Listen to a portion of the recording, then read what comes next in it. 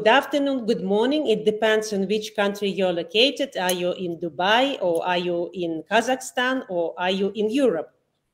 We have a very interesting guest today, Dr. Ger Graus, who is since March 2017, first global director of education at Kidzania. Kidzania is my favorite place. I adore it. And my kids, Maria and Alexander, went to Kidzania in Dubai and enjoyed the whole day from 10 o'clock till evening there and couldn't stop. So good evening, Dr. Graus. Good evening. It's a pleasure to be with you. Happy to see you too. To be with you. Tell me, please, my first question to you about this Kidzania. Kidzania is a place where kids from 4 to 14 are trying and doing the job of adults, and they can do it the whole day as their profession. With my kids, there was one thing. They were working very hard being veterinarians and putting the fire down and working in the hotel and cleaning something and being managers and working at in their opinion, because they were thinking that they will receive a lot and they will manage to buy something. But when they came to the shop, they almost couldn't buy anything. Maybe they chose not the right profession, and that's why they received not that much money. And they were very disappointed, very disappointed. They said, oh my God, it's necessary to work so hard, but at least you will get such small money. And I had to explain them, guys, when we buy for you, we investing, we are putting a little bit more. What you can say for that? Why did you do it on purpose, or it's only with my kids that they choose not the right jobs there in Kidzania, or you did it in on educational purpose to make sure that it's very difficult to get money and to put it in their mind? What is your opinion? I think you've already answered the question yourself, really. So it's a simulation of life, right? Everything. So in every Kidzania, wherever in the world they are, they're 2/3 size. The professions are, the jobs, the activities are reasonably representative of the 2020s. And the earning money and saving money and spending money is also reasonably representative of the 2020s, proportionately. And how that works is, as you know and I know, I can go and work for a day, but I can't buy a car when I come back. Yeah, so there is something about life's lessons that lives in there that says, well, yes, you this is just how it is. And you will need to work, and you may need to work more, and you may need to look very carefully. If it's about earning money, then you may need to learn to look very carefully what the activities, what the jobs are that you're going to do. And sometimes the choice is between not earning the most money, but doing an activity that you enjoy tremendously, which is also a reflection of life. And so some of the most rewarding things I think that people do and have done over the last couple of years particularly, i.e. working in hospitals, are not necessarily the best paid activities. So those are, in that sense, it's a reflection of life and life lessons. But there is an interesting observation. I'm doing some work in my new life with Oxford University, and we are evaluating some of the attitudes that children have towards work and towards money. And we're due to publish a report in September. But for example, and I'll lift the veil a little bit, there are very big differences between how boys and girls really choose. Yeah? So as a generalization, girls tend to choose more the activities they like. Boys tend to choose more the activities that pay most. Then there are differences between the countries. So in Japan, almost all children save money. Whereas in other countries, children spend more, certainly spend more than in Japan. And in some countries, children spend everything they earn. So and I suppose that reflects maybe values and principles in that particular society, in that particular country. So I'm looking forward to that report being published, and the fallout there will be from it, because there are lessons to be learned. We, you and I as parents and teachers in schools and academics can learn from that data and can understand children better. And I think for me, that's one of the key issues about, not just about Kidzania, but about experiences outside of school and the value that they add to what's being taught in school. That is unbelievable, Dr. Ger Graus, because I'm a big fan of Kidzania myself. I'm very interested how it's organized, and I was observing not only my kids, but all kids who were there since we stayed there one day. And now their dream is again to go there and to spend one day more, because they said now they will be more careful with money and with the jobs they will be choosing, because as you said, it's a good experience. What is the secret of Kidzania? Why since early morning people were queuing there? I know only in Dubai. I don't know, is it in the same as in other countries, but there was a long queue. What is the secret? Why is that popular? How you reach that enormous success? I think it's a number of things. I think one of the things is wherever I've been in the world and have talked to adults about Kidzania and its activities, the adult reaction has always been, I wish this had been around when I was a child. So I think that perhaps also gives something away. I think it's a balance of things. In a very digital, screen-driven world, there are really very simple, practical, hands-on activities. And I think there is a counterbalance. Then there is a sense of achievement, because one of the things that I certainly introduced into Kidzania was that you make the learning visible, tangible. So quite often in school, you might get a grade, but a grade is very difficult to show and tell and to show off. Yeah? Whereas if you produce the front page of a newspaper or you get a reward for something that you've done, it becomes the centerpiece of the story that you tell your friends or your grandparents or your parents or your teachers. So it has all those attractive points of learning, the engagement, the doing it with others, the discovery, the independence, because in the end, Kidzania is also meant to be the place where adults are there to be seen and not heard.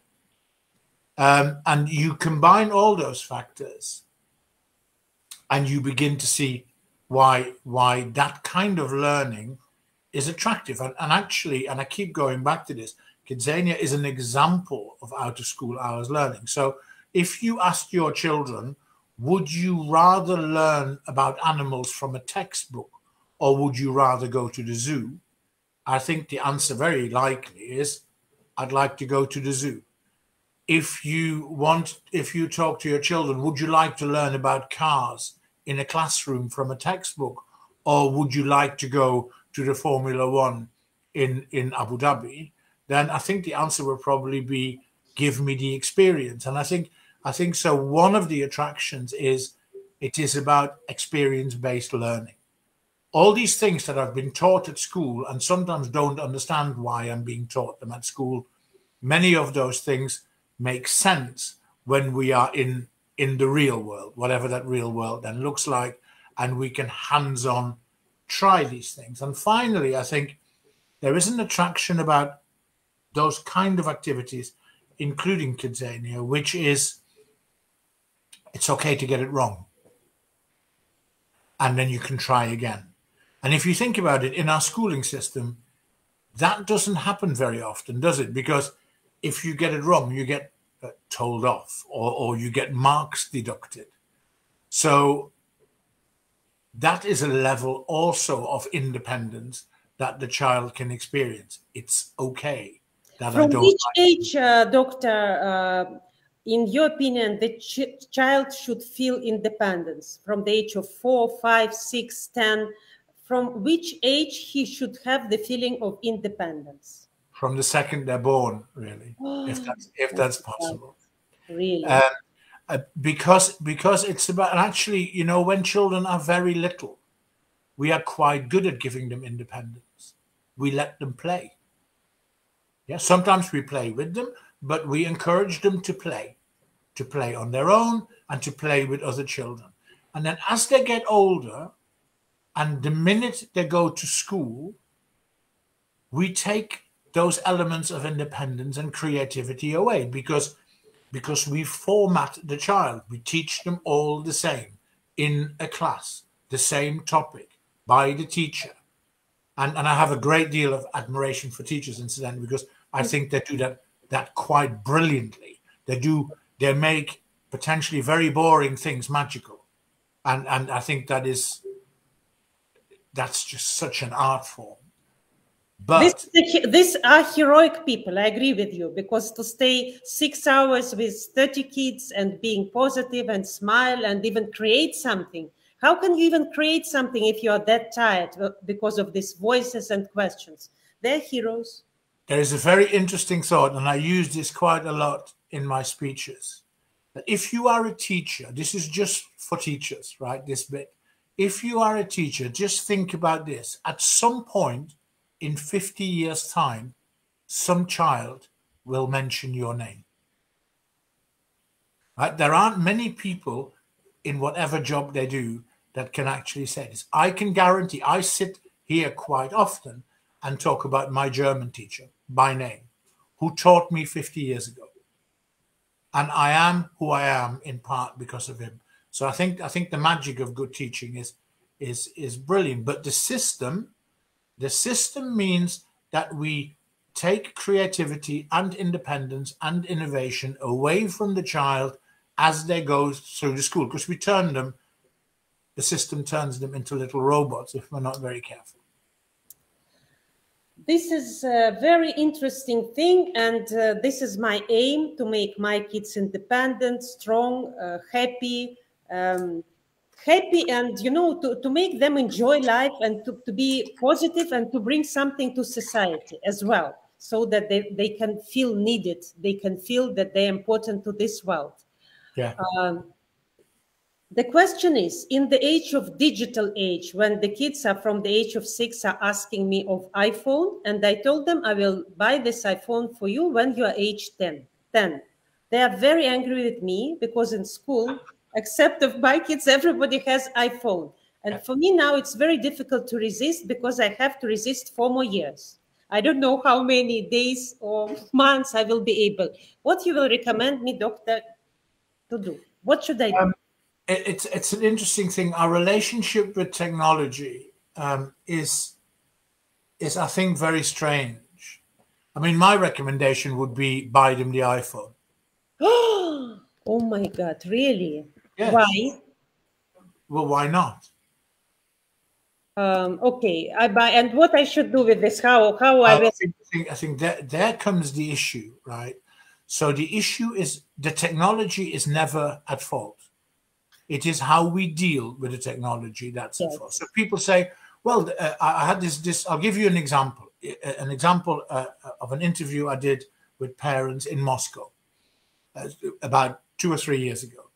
And one father said to me, but my children are always in their bedroom watching television. So I said, well, who bought them the television? And who put the television in the bedroom? And who allowed those rules? So it's not the iPhone that's the problem, but it's actually the agreement that we have as a family or as a school or as a community that says, well, when we're having dinner, we put our phones away. Yeah. And actually, I'll watch some of the things with you. Why don't we do some things together on the phone? Because actually the internet is another environment. It's a virtual environment, but it's another environment. It's another opportunity to enjoy. It's another opportunity to learn. And it's another opportunity to communicate. We just need to learn to adjust our behavior and our manners and our respect around the technology. To blame the technology is too easy. So let's say, is it a good idea, in your opinion, that I will tell them, guys, I will allow you 10 minutes of my phone every day for you. Consider it your phone for these 10 minutes a day. And maybe that's a start, right? But I sympathize with the children. So put yourself in their shoes. They don't want your phone; they want their own. That's what you would have wanted when you were younger. You wanted your own I don't know, roller skates, whatever I didn't want my parents' football or roller skates or bicycle. I wanted my own. And I think that's in the nature of the child, isn't it? And that's about the relationship that as parents we have with the child. Also, going back to your very first question, to explain to children that money doesn't grow on trees. And that if they want to have their phone, they can't have it now because you may have to save up for it and they'll have it for their next birthday or for Christmas or whatever other event we celebrate. Yeah, they gave me a suggestion that they can work in the house and they will write nice letters, handwriting, and I should give them 100 points and it will take them 1 or 2 years to get that. And then they will receive a phone. Maybe that's a good idea. And that was their idea. Yes. I think that's brilliant. I think that's congratulations. I think that's amazing.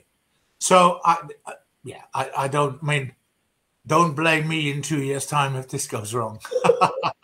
No. Of course, I understand. Yes, every day, everything is changing. Absolutely. But at least we should negotiate. Why is because actually I have 3 kids. My older daughter, who is 23 years old, is much more modest and more, she's less demanding than 2 twins who are 6 years old. Is it like new generation or it just depends on people? Like such a big difference. My eldest daughter is 26 and my youngest daughter is 16. So it's 10 years. But importantly, my eldest daughter is a pre-iPhone child. When things were slower. So she grew up for 14, 15 years and things were really slow, comparatively speaking. My youngest one was born with an iPhone in her hand and her first words were, "What's the Wi-Fi password?" You know, literally she grew up with the thing. And so her speed of doing, of thinking, of expecting, of communicating, it's all much faster. So we used to talk about a generation gap meaning me, my parents, my grandparents. I think in that sense, we need to redefine this because there's probably change, very big change, around every 10 years now. Certainly between 2009, which was the introduction, July 2009, was the introduction of the iPhone 3, and now, which is really only 13 years, the changes have been unbelievable. Before 2009, hard to remember, all you used your phone for was to text and to phone, right? So in those 13 years, think of the enormous change. And of course, the young people have changed with this exponentially. So what used to be a generational change is now probably a decade change. So yes, there will be that big difference between your oldest one and the youngest one. I'm very surprised because you are the person who is in this Kidzania, an amazing person where people live a little bit of old times, where you can try, where you can work without this telephone, and the whole day is like a magic day.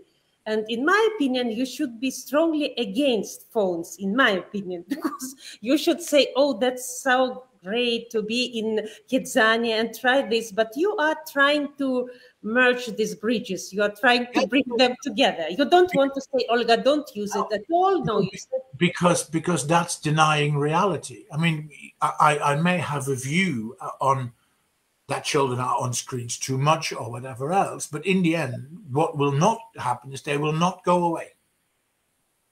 Right? And the demand for them will become greater and their use will become greater. So we have to learn to live with that. And we have to make sure that we find a balance. I would never, ever advocate that a child is on screen all the time and does nothing else. But neither would I advocate that a child is not on screen. Because you grew up in your reality. I grew up in my reality, and the youngsters now. And my reality was I was on the phone a lot, but the phone was on the wall and had a wire attached to it. And my mother used to say, "You're always on that phone." Not that much of a difference, really. So we just need to adapt as parents. And the interesting thing is, it's much harder to adapt as parents to technology than it is as children. So maybe we should learn from them sometimes as well, right?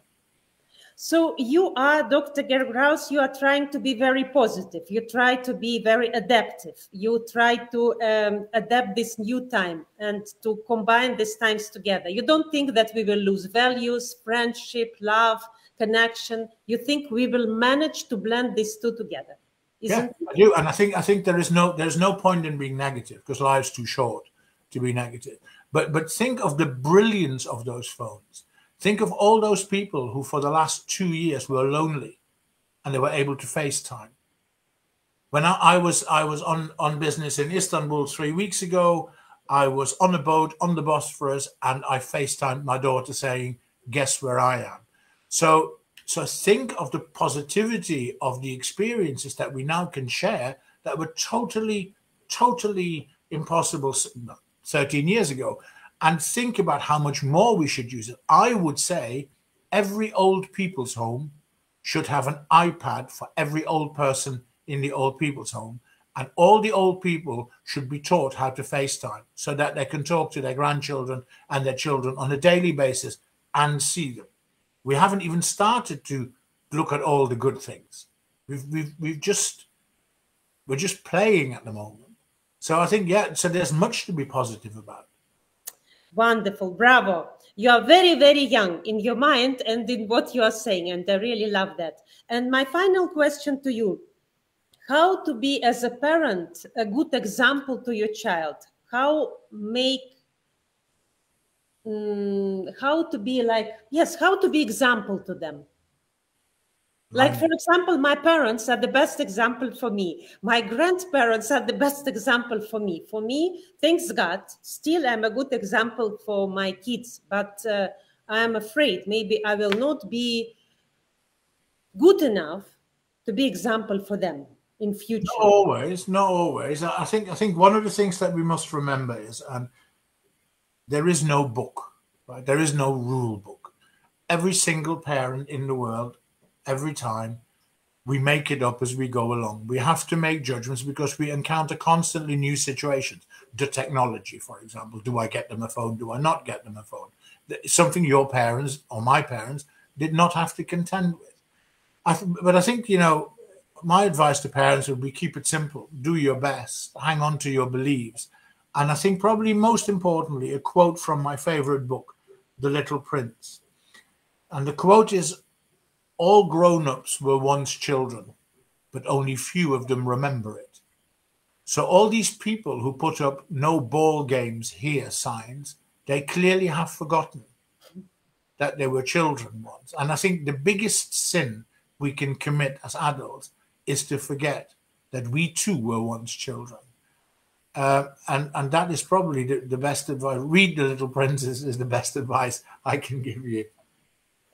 And that is a wonderful advice. And my really final question to you, which Kidzania in which part of the world, I don't know, maybe you are not allowed to answer that question, which Kidzania you love the most? Not because that's really difficult because I could say this. I could easily turn around and say I prefer Abu Dhabi to Dubai or whatever, but I'm not going to. And the reason is this, that I've been to them all and I spent time in them all. You spent and it is 24 cities. Yes. So you've been to 24 cities in 5 countries. And I've been to them all, and the one thing I do is I just stand in a corner and I watch the children and I watch their faces. And in every single one of them, their faces are happy and they smile. So it doesn't really matter what activities they are, that they're different, that they operate slightly differently, that they have different people. The outcome is the same. The children learn, they enjoy, they have experiences that will probably stay with them for a long time throughout their lives. So to me, they genuinely are all equal. If you're asking me, would I rather go to Sao Paulo than to wherever, that's a whole different debate, right? And I'll have that some other time. You are very, Dr. Ger Graus, you are very, very diplomatic. I will say bravo. And now I understand why you're director of education in Kidzania, because you are combining different views and putting them in very diplomatic way, not to offend anybody. And that is very smart of you. Thank you so much for your precious time. Thank you for giving me absolutely priceless ideas for using this iPhone, for finding connection with the kids, for the negotiation about how we can reach, you want this, how you recommend, and that the money are not growing on the tree. If you want this and it's very expensive, what do you think, what you can do? And it's great. So this idea, okay, work, clean, wash, and then you will receive your iPhone, and then we will agree how many minutes, maybe if you are 7 years old, 15 minutes is enough, and let's discuss. So it's a kind of shaping solutions together. Parents and kids are shaping solutions, and that's wonderful thing. And of course, I love Kidzania myself. Maybe something in my childhood I missed. That's why I think when I'm coming there, really, I'm also watching people. I like to see different nationalities, as you said, Japanese people who are more reserved, or Russian people who are spending everything because, they don't know what will happen tomorrow. It's like different approaches to money, to life. And even you can see these approaches in Kidzania. Yes, and it's interesting because it's a small life, it's a small world, which is actually not that small. You made this world big, and 24 cities and 5 countries creating this Kidzania. I think it's a brilliant idea. I wish you good health and to be that positive, to have this positive attitude. Thank you so much. Thank you so much. Thank you for having me. Thank you.